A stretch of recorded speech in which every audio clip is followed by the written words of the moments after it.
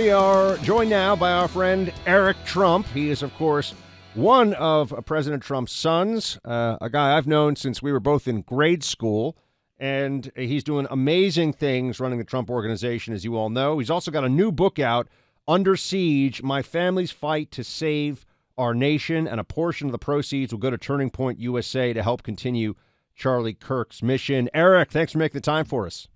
Guys, it's great to be back on. Talk to us, if you would, for a second here about because we have to dive into this news of the day. I think it hit everybody like I don't know if it was that much of a surprise given what a jerk he's been lately. But what's your take on the Kimmel indefinite suspension?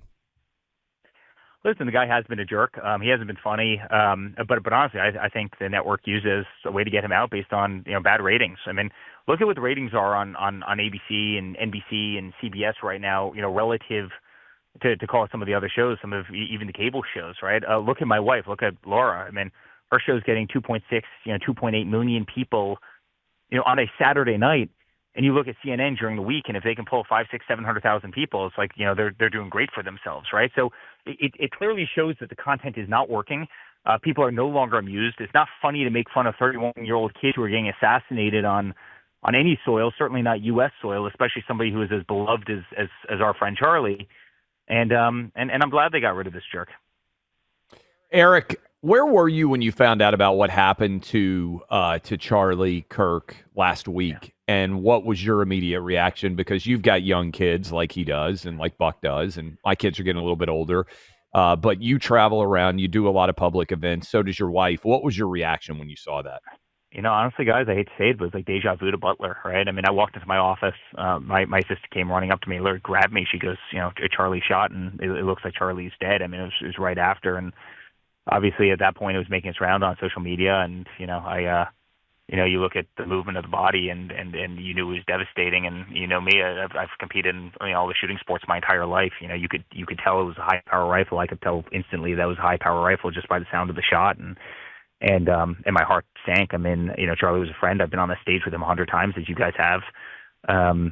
We've done a lot of events together over the last 10 years. And I've stood on that same stage 1,000 times myself. In swing states all across the country. I mean, there were times leading up to elections where we were doing 5, 6 events, like that a day. All over every victory office, every factory, every standing on top of John Deere tractors with a bullhorn, I mean. My heart sunk. A young guy who created one of the greatest political movements in this country, who changed the entire youth vote in the United States. And, they thought they could get rid of some guy's voice by using a bullet to expunge somebody's life. And honestly, when you look at, 1.4 million people march across London, when you see Pretoria, South Africa, and marches in honor of Charlie, when you see churches full all across the country in the days that follow, they only cemented his legacy. They didn't expunge his legacy. They cemented his legacy, and and Charlie lives on, and we can never leave that stage, guys. I will never ever get off that stage, and I think he was a great inspiration for all. Well, he is, and certainly your father continues to be, and that moment you mentioned Butler, where fortunately a very different outcome there for that day. With respect to your father, and that he was able to pump his fist in the air and tell everyone to continue to fight. Eric, probably the most iconic single moment, I think, in my life in American politics. I don't know of anything that would really compete with that the power of that visual. And I know in your book, Under Siege, My Family's Fight to Save Our Nation, you get into a lot of this. One of the good things, though, is that this is the greatest political comeback and really the most inspiring, I think, story of overcoming a lot of the forces of darkness in this country just by telling your family's story and telling about what you, your brother, your sister, your dad, and what you've all been through. Yeah. So, guys, I started working on this 3 years ago, and I was the guy. I ran the whole company, so everything outside of Washington, D.C. and the family really fell on my shoulders. And all of a sudden it was impeachment 1, it was impeachment 2, it was the Russia hoax, it was a dirty dossier. I was getting calls from the FBI. I hear you have secret servers in the basement of Trump Tower, communicating directly with the Kremlin. It was obviously a total sham.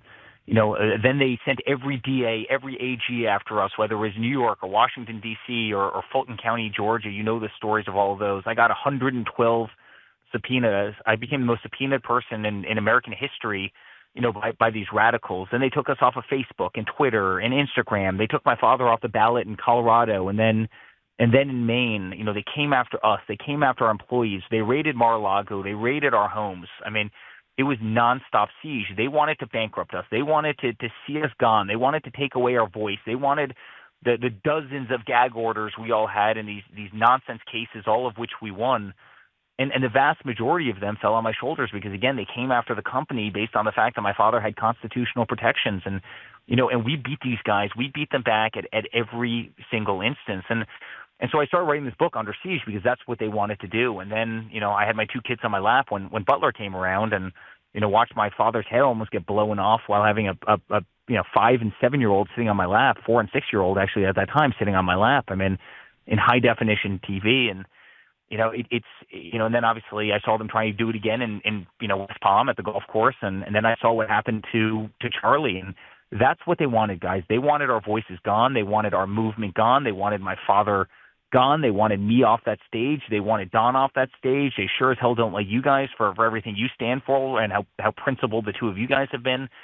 And that's what Under Siege is about. It's about all the behind-the-scenes stories of how they tried to just decimate us, the corruption of government, and frankly, and thank God, how we won, how we triumphed in something that was such an impossible, endless fight that went on for. Can I just one thing I want to ask you, Eric, is Clay told me this I refused to read the Snake Tapper book because I just felt like it was trying. He's the arsonist who's then calling the fire department, right? It just felt too. But one interesting revelation from the book, and Clay read the whole book, so I appreciate that. Right? I did it so everybody else didn't have to do it. He jumped on that hand grenade for the rest of us. We appreciated that one. But that Biden was behind closed doors, constantly with glee in his eyes, talking about how your dad was going to go to prison. Does that surprise you at all? Like, did you think that there was still some sense of fair play in that Biden White House, but then when that came out, or did you know that was that really the whole time they wanted to lock your dad in a cell? Guys, I was the one when they raided Mar-a-Lago who's shouting on TV at night, you think the FBI raided Mar-a-Lago without the explicit permission of the President of the United States? Like, give me a freaking break. And by the way, the other interesting thing about Jake Tapper, Laura was on his show. She was on CNN. Oh, yeah. Goes, listen, everybody realizes this guy doesn't have his mental faculties.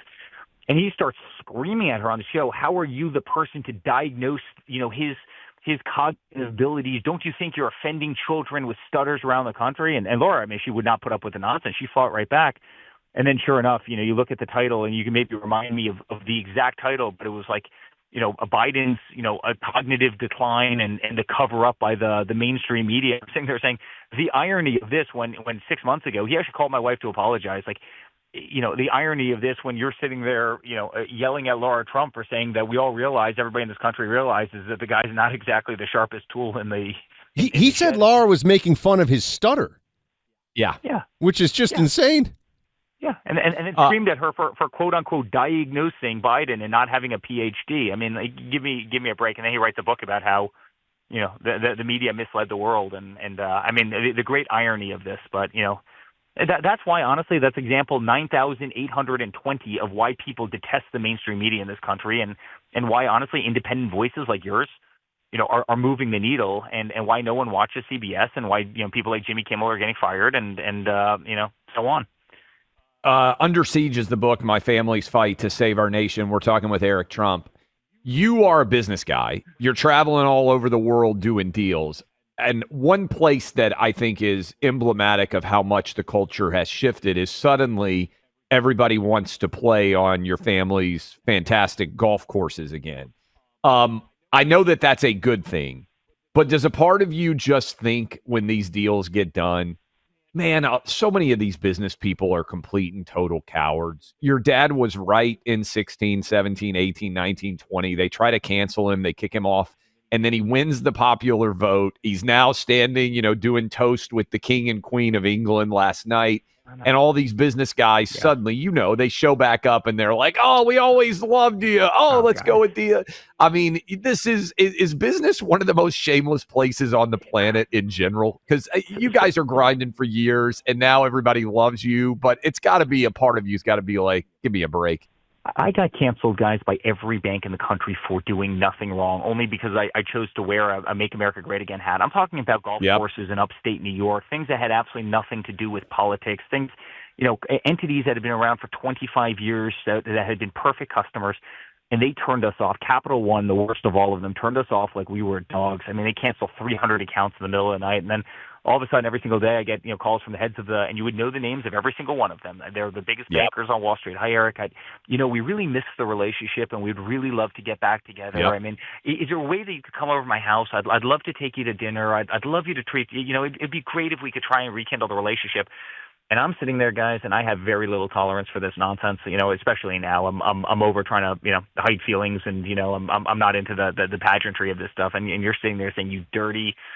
Can't say it on the radio, guys, but I remember, and I will not forget, and it is shameless. Listen, Zuckerberg's come around in a big way, and I actually legitimately believe he loves my father and loves our family, and I have a nice relationship with him now. But he was sitting behind me at inauguration. It was the first time I've ever met him, and I'm sitting there saying, "You're sitting behind me at inauguration, yet in 2020 you spent $400 million against this. You put 400, and by the way, you go on Facebook to try and find a polling location, or a voting location, a ballot, and guess what?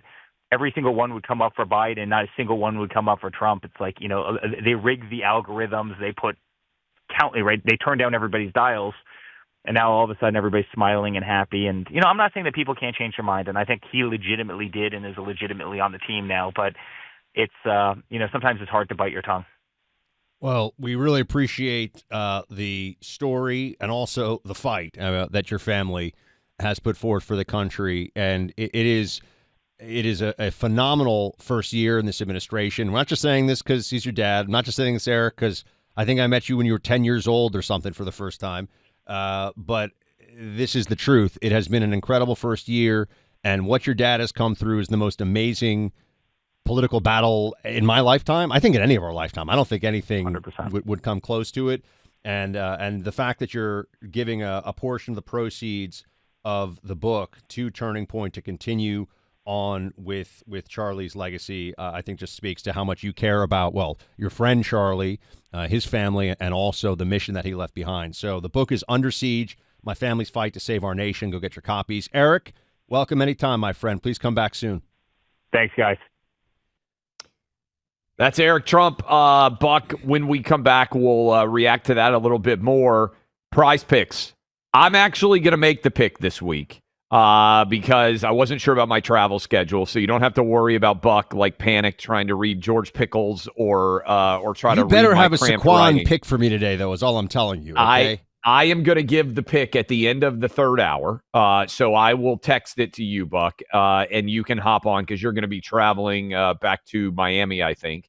But Prize Picks, you can go get hooked up right now. NFL action, college football action, all back underway.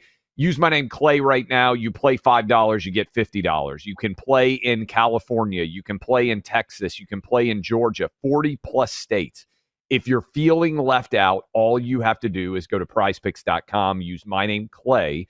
That's prizepicks.com, my name Clay, to get hooked up today, and you will have some fun, and I will have a pick for you in the next hour for the week, and we'll see if we can make it 2 out of 3 weeks to get everything done. Load up the phone lines, by the way, 800-282-2882. You can also hit those talkbacks. We'll play some of those as we continue to roll. That's prizepicks.com, code Clay. $50 when you play $5. Go do it. Prizepicks.com, code CLAY.